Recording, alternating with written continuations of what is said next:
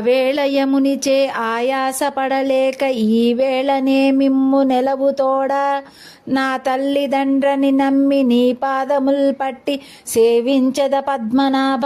శ్రీరామ శ్రీరామ శ్రీరామయ్యని మిమ్ము స్మరణ చేసెదనయ్య చక్రపాణి.